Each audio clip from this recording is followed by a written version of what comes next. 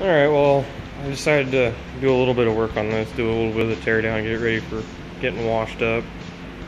Pulled off so much of this much stuff so far. A bunch of the vacuum lines, the actuator for the butterfly valve inside, some more vacuum stuff, the injectors, about the only thing sitting right here that I'm going to keep. So most of the time you guys leave the 3-bolt plate on and they'll give you a little 2-bolt plate to do the EGR delete. I'm not going to do that. I'm going to either weld this hole shut or I'm going to do a full plate. I'm going to take this all off, get rid of the butterfly valves, then I'll plug this somehow, either weld them shut or just take the butterfly valves off and then leave this in here. So yeah, just let you guys look at it really quick. I'm gonna take the AC off, take some of the pulleys off, take the power steering, take pretty much all this crap off, take the alternator, get it all stripped down to pretty much just the intake manifold, the head, and the block. So yeah, when I get that far, I'll or maybe a little bit, I'll let you guys take another look at it, see what it looks like. Make sure I'm zoomed out all the way. Seems kind of close. Anyways, yeah. Alright, so I finished tearing off the rest of the stuff. I got all these brackets off down here, got motor mounts off, got alternator, got all that. Pulled the valve cover so I could look inside. I'll show you that in a second. Got all this covers off. Everything off the front. All the vacuum, most of the vacuum stuff. I got some to finish up here. Whoever originally owned this car with the motor in it, or when the motor was in it, took really good care of it. See if I can get a little bit more light on it.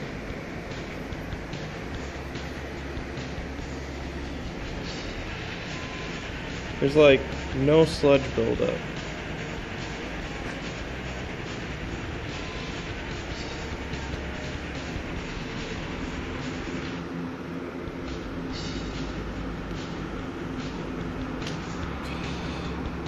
The cam chains, you probably guys won't be able to see it. That one down there. When I take this front cover off to replace it, you guys will probably see it. You can kind of see it where that shiny spot is on the back, right behind the chain. Not the upper one, the lower one. A little bit on this side, I think. Actually, pretty much that whole guide, I think, on that back side is broken. So, common problem. But that'll get replaced. As you can see, it's clean. So now, what I'm going to do is I'm going to pull these here through the lifters, or the followers, or whatever these are called. I can't remember at the moment. I'm going to pull those off, pull these off, all the valves will come up, they'll all be closed, and then I'll pressure wash it, and I won't have to worry about really getting water in the motor, and the head is whatever because it's already messed up because of that one hole right there, like I said. So yeah, I got to get it cleaned up, so I'll probably pull these off really quick, throw them in a box, get the valve cover back on, and maybe I'll pressure wash it tonight, maybe I won't, I'm not sure yet. I don't know if I feel like digging that all out. I'll probably wait until I have something else I gotta pressure wash, which I will either today or not today, tomorrow or next week. Pressure wash that RX-7 out when I get the motor pulled, pressure wash that motor off too, get it cleaned up a little bit. But got plenty of stuff, plenty of parts from that other motor that blew up, so of all this stuff sitting in it. Wasn't bad. It's $50. And it is eBay, but they should work just fine. Came with head bolts. I thought that was a plus. Gasket maker, and then the full gasket kit, and there's the head gaskets in here too. So actually, that one you can't see it; it's on the back side. But yep, has everything that I'll need to knock this project out, get it done. So I'll even put the valve seals in. Might as well do it all.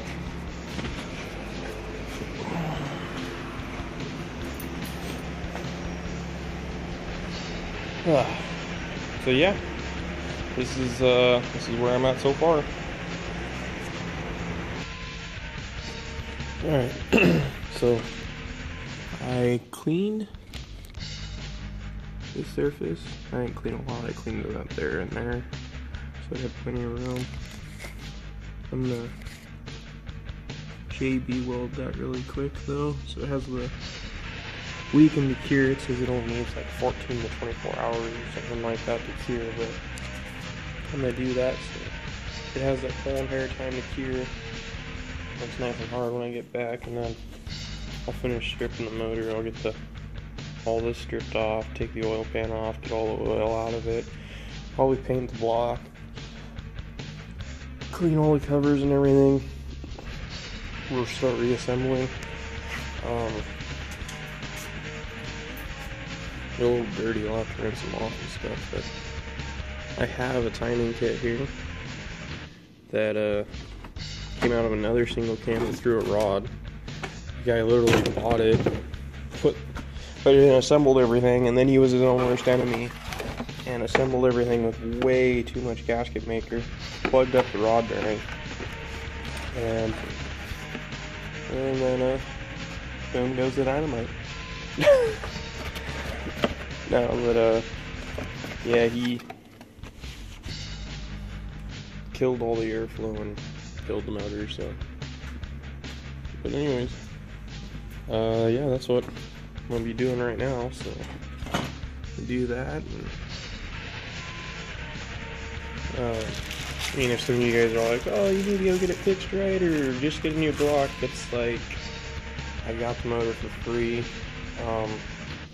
It's going to be a track motor, it's just going to be abused anyways. I thought about having the, going and getting it decked, but then I'm like, the cost of that, to get all that shit done, is just really pointless. I'm going to JB weld it. I mean, it's all going to be running on stock. Right here, I mean, it's all the pressure's right here. I need to get this little groove just fixed. It's all going to be pressured down on it. There's no way it's going to lift the head and shove out. And if it does, oh well, and life goes on. But, I mean, I'll just have that all nice and clean and JB weld it. And there's no reason that shouldn't hold up for what I'm going to do. And, maybe if I put a ton of hours on it and it holds up, shit, I still might be able to end turbo it. And when it blows, it blows. It is no big deal. I mean, single cams you can get pretty cheap. I personally like single cams. Dual cams are great too. I mean, you just gotta know what you're doing and just do it. All of them do the same thing. They all accomplish the same goal. You just gotta do it. I mean, the only thing you can really fight and argue over is how easy it is to get parts for and the weight of the motor. That's the only thing you can really fight over.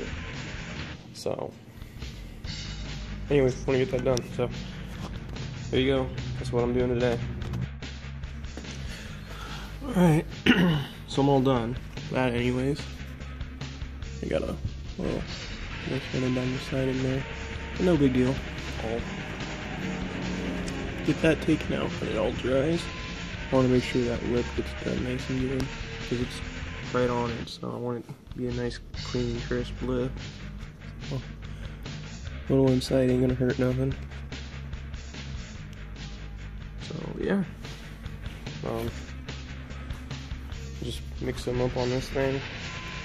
I have a fat blooded razor blade, so I just use that as a little scraper and just just all together and all messed up. I don't know if anyone's used JB Weld. Pretty much everyone's. Actually, this is the first time I've had to use JB Weld because I don't like using this kind of stuff, but I mean, I know a lot of people probably have. I know Haggard Garage seems to love this stuff. So then you have your, it's just 2-piece, you got hardener and steel, just hardener and the steel, and you put 2 equal parts of it and mix it together. So how much ever you want, just kind of figure that, and you just do half and half. So, and then it's let's see, sets in 4 to 6 hours, cures in 15 to 12 hours, allow 4 to 6 hours before handling and 15 hours minimum before putting it back together. So, yeah. It's gonna have 3 days. I work 3 days a week, so 3 12s. I normally don't do anything on those 3 days, so. Yep, it's got at least that long to get done. And then once it's done, I'll come out here and I'll file it smooth, get it all smoothed out, even with the rest of the block. Very carefully, so I only don't cause a low spot in it.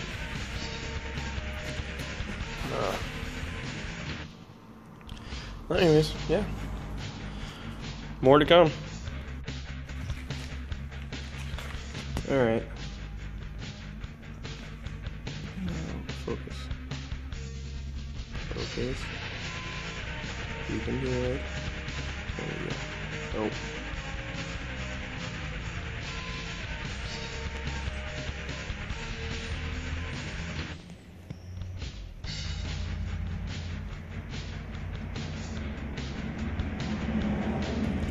There we go.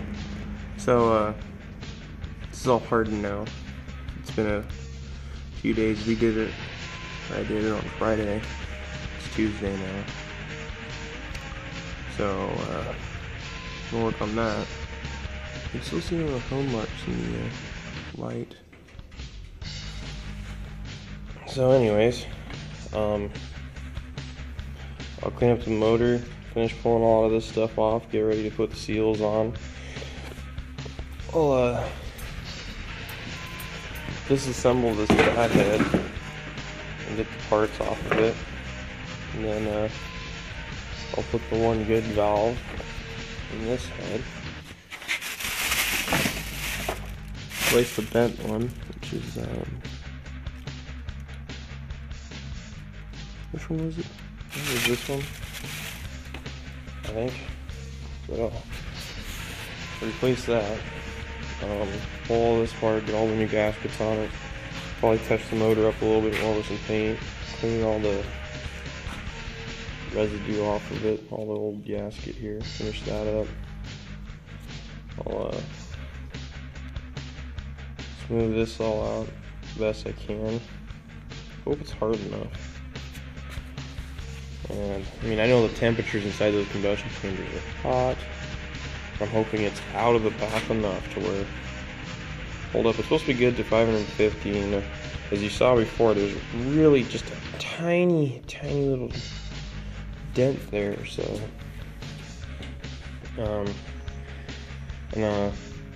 I know my grandfather used JB Weld, but then, you know, it was probably better back in the day than it is now. Maybe not, could be the same.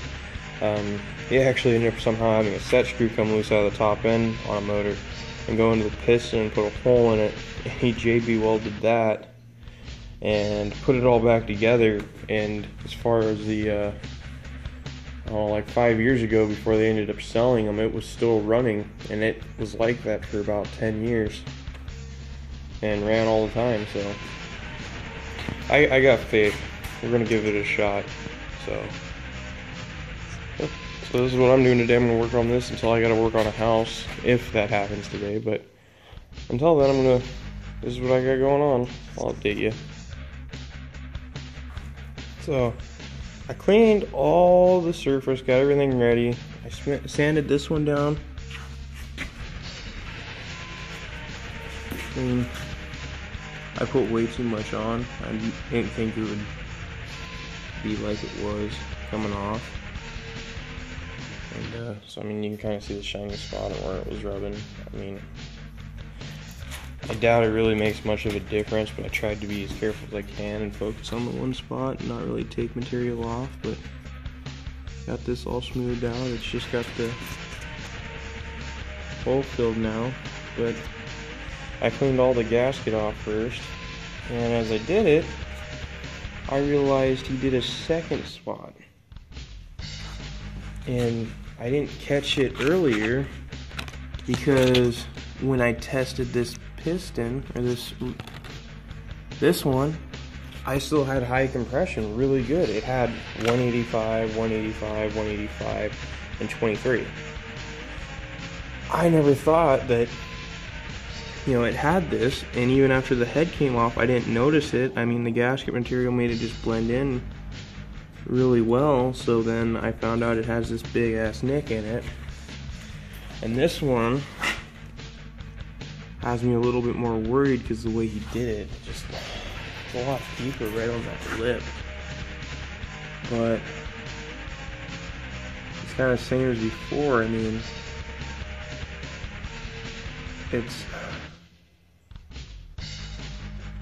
the motor was free. I already have the gasket kit. I mean, I'm gonna think about it. I mean, I don't know if I really want to waste the gasket kit now. So I'm gonna go ahead and JB weld it though, get it setting up, get it going, and go ahead and keep stripping down the motor because, I mean, if anything, I'll sell the parts off of it. Yeah, I'll just go from there though. That's what I'm gonna do. I'm gonna work on that. I'll get that done and then keep taking it apart. Okay, so as you can see, I'm a little bit farther. That pan was a bitch to get off. I don't know what they used for sealant, but it absolutely sucked. It was so strong that taking that timing cover off after having all the bolts off was almost like it was still bolted on down there. I mean, it was hard, really hard stuff that they use. I mean, the only thing I could compare, which from what I was told would probably be a little bit worse than that, would be the Wright stuff. I mean, that kind of gasket maker.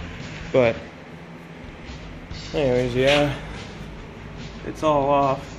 Just finished. Gotta pull the oil filter housing off. I was just, I don't know, just thought to leave it for now. So I already pulled one piece off. It's in here. There a little, which you can see is grooved really well for the timing chain.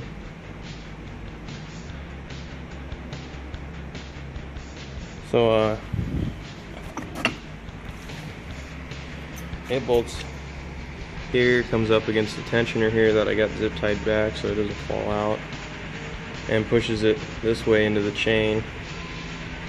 And then this piece here is the opposite guide, which is supposed to be around this. And just so you have an idea what it's supposed to look like, this one's a new aftermarket one. Yeah, looks like they started doing them in metal. But it's supposed to look something like that. So all that's left is this, so all the rest of it's gone. This one was let go way too far. They should have heard that, done something about it, because all of it ended up in here. Really quick.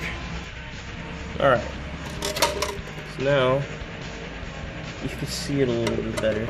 All that plastic. I mean, and here's a big chunk of it. That was down in there that came out when I was pouring it all out. I mean,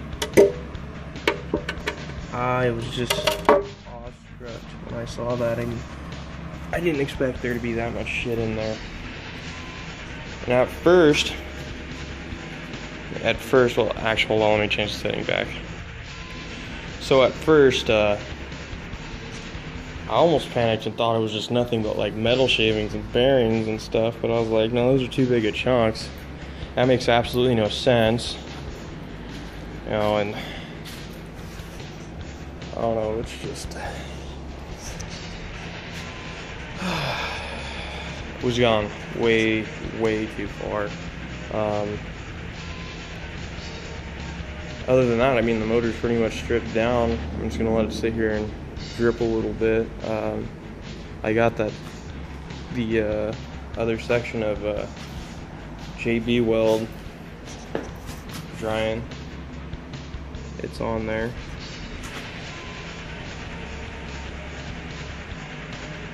Not focusing on it.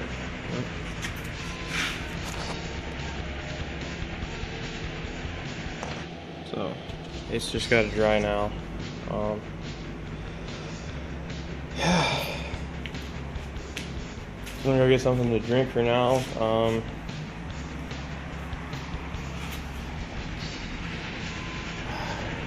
I know that's all plastic in the bottom of that pan, but part of me is so hesitant on proceeding with this. I mean, I don't know.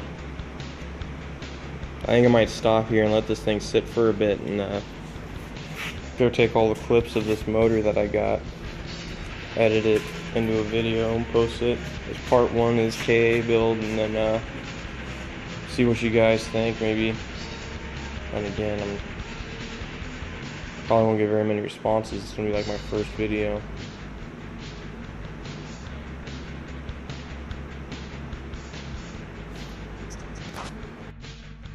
But I'll finish. I'll get it flipped over. I'll get it checked out some more and finish looking it all over. Actually, you know what? Let me just flip it over now. Alright, so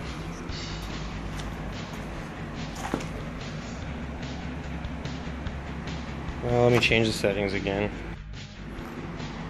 Alright. Now, the thing I'm amazed about on this motor is how clean it is. I mean, it's not dirty. It's in good shape.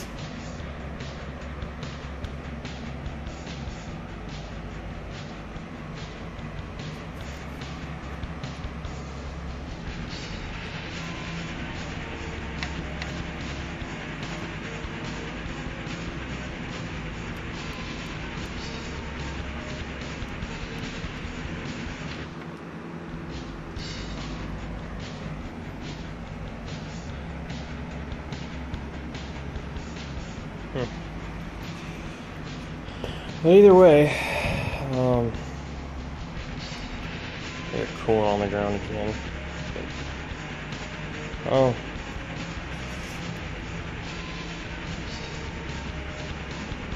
Anyways, that's where I got to so far.